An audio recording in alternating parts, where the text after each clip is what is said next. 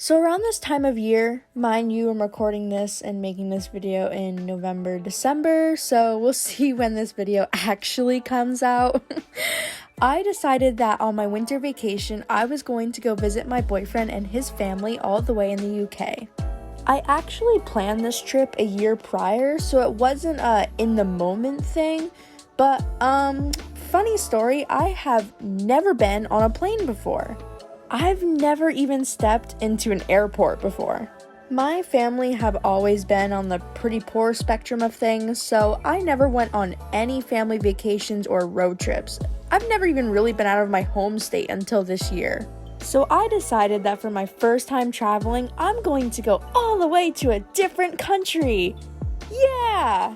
It was a really smart idea, huh? The weekend I was supposed to leave started off horribly because I got very sick, so I had to sit there and pop so much Tylenol, in a totally healthy way of course, so that I wasn't dying on my trip. When the morning came to me leaving, I was still sick, but I definitely felt a bit better, so I packed up my suitcase and my dad, grandpa, and I drove to the airport. We got to my local airport and already I was freaking out because I was told that I had to pay $70 for my suitcase on card when I only had cash. I swear the website took that money already, so I was very confused and neither my dad or I had anything on our cards.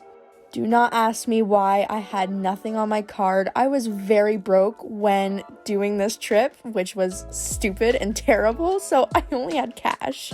And they basically told me that if I did not pay the $70 for my suitcase, I was not getting on the flight. Awesome. Thankfully, a woman behind me needed cash, so she ended up paying for my suitcase, and I was so grateful. Then I went into line and had to say goodbye to my dad. I knew I would be back, but doing this alone and leaving someone I was so close to really hurt.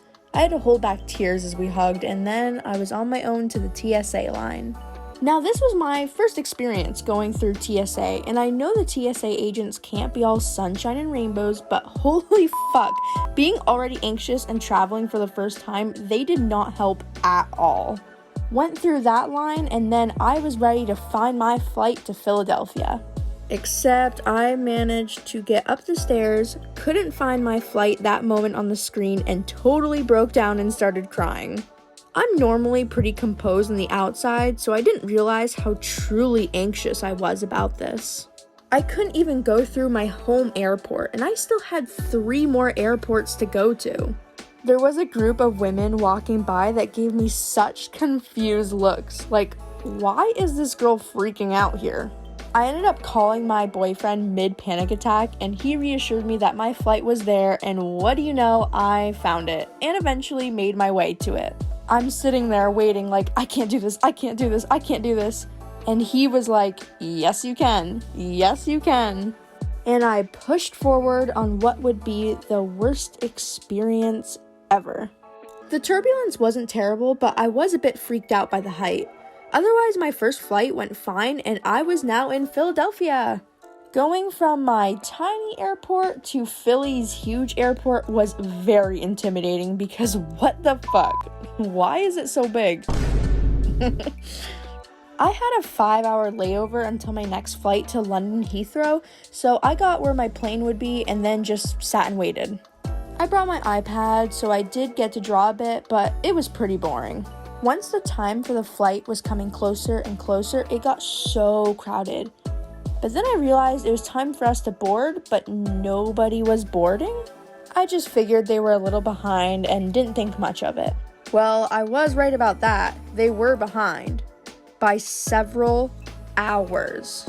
Apparently, their little plane GPS systems, or whatever they're called, wasn't working, which means they couldn't be able to communicate with the other towers and find a good route to London. I guess this was happening to multiple flights, including ours. So now, I've been sitting in an airport lobby for probably 10 or so hours now. I've been up since 7 a.m., so I am completely exhausted and trying not to fall asleep so that I can keep an eye on my stuff while the crew members are running around like headless chickens trying to figure this out. Eventually, they told us that if it wasn't up in an hour, they would get us hotels for the night. And if I wasn't freaking out then, I definitely was now. Let me just remind you all that I've never even traveled on my own. All I've known is my state, and now here I am so far away, and I was going to have to get a hotel in a completely new city alone and then try to catch the next flight tomorrow? It didn't help that after calling my mom and talking to her, she was freaking out too. She was going on and on about how there's no way I'm staying alone in Philly for the night and that I need to get on a flight home ASAP. And I was like, Mom, there is no flights tonight and I can't even afford to just buy a flight. She kept going on and on about how there was buses to go on to come back to and blah, blah, blah. I eventually broke down, again, crying like a big baby in front of probably almost 100 people. I didn't know what to do. She's right. Being alone in a state I didn't know was not ideal. However, I was only going to a hotel. I ended up calling my dad, and somehow the man with the massive anxiety disorder was the only one calm, besides my boyfriend, and they both helped me a lot during this time.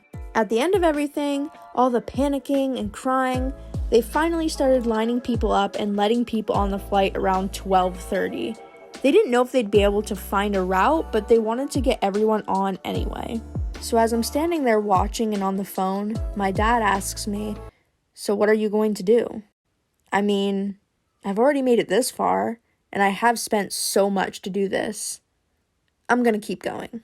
My mom was not pleased hearing this, but she was at least content that I was getting on the plane.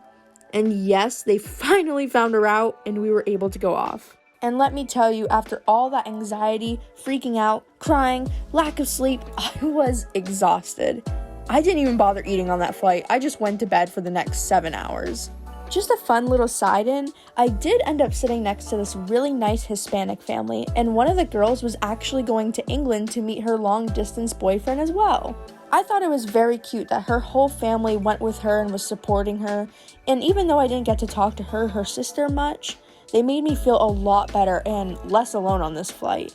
If you guys somehow ever see this, thank you. Anywho, finally, I'm waking up and landing in the UK. Oh my god! At this point, I'm shitting my pants because, holy hell, being in a new country was so crazy. I honestly thought I was dreaming. I was a bit nervous because I didn't have a visa. As an American citizen, I could stay in the UK for up to 6 months before needing a visa, and I made sure to check that on every official government site, etc. But of course, I was still worried. What if they didn't let me in without one for some reason? Would I just be sent back? What would I do? So I get into Heathrow, and let me tell you, it was a mess. First off, this airport was the biggest one I've been in yet. They had subways in the airport because it was that big. Subways! Philly did have little buses I had to go on, but really? A subway? Or train, whatever you want to call it. Trying to navigate where I needed to go based off of that was horrible. Because our flight and other flights were so delayed to Heathrow, there was a crazy long line, and the poor people working at the front desk were working their asses off to get everyone on another flight. They even had extra people to help because it was just that crowded. Thankfully, someone was able to put me on an Edinburgh flight relatively quickly, and the worst part was yet to come. Going through customs. Beep. I was all freaked out about it just for them to not even check or ask for a visa and let me go. I was so happy, I skipped by everything just ready to get on this last flight and be done with this hell. I struggled to find it, but thankfully I did. Mind you, I was still sick during all of this, and it's 2022, so we were all still a bit worried about COVID. And I had asked this woman standing next to me if I was on the right flight, and as she answers me, I end up getting in this coughing fit, and she immediately speeds off away from me. It made me laugh, but I was also super embarrassed because I didn't have COVID, and I didn't want the people around me to think so either. But I am so thankful that this flight went so smoothly. I waited, we boarded the plane, I got to be a typical tourist and read my book about Scotland before landing in Scotland, and everything was fine. Navigating through the last airport was a pain, and my headache from the whole trip was coming back, but it was all worth it to see my boyfriend waiting for me outside. And let me tell you how much fun I had being there in another video. Thankfully, after having experience with how airports work, the way back was so much quick and easier than the way there. No flights were canceled, although I did miss my last one because my flight from London had to take a longer route, so I had to sleep in a hotel in New York City. But otherwise, I was starting to understand the ropes and I had no breakdowns. Yay! You know, of course it would be me to have this experience for my first time ever flying. No, it couldn't just be easy and smooth sailing. I had to deal with the anxiety attacks and the internally freaking out about this and that. I just think it's really ironic, because only me, for real. Hopefully my next flights will not be as painful as this was, and now that I know my way around airports, I won't be as anxious. But I hope you guys enjoyed the story of my pain and suffering. Have you ever flown before? And if so, how was it? How was the experience for you guys? Let me know if you have and what crappy experiences you guys might have had, or good ones. Maybe your experience was a lot better than mine. Let me know. Thanks so much for taking the time to watch this video. I love you all, and I will see you next time. Bye. Wait, I was just kidding. Come back. I wanted to give a huge shout out to everyone who sent me their OCs to put into my video.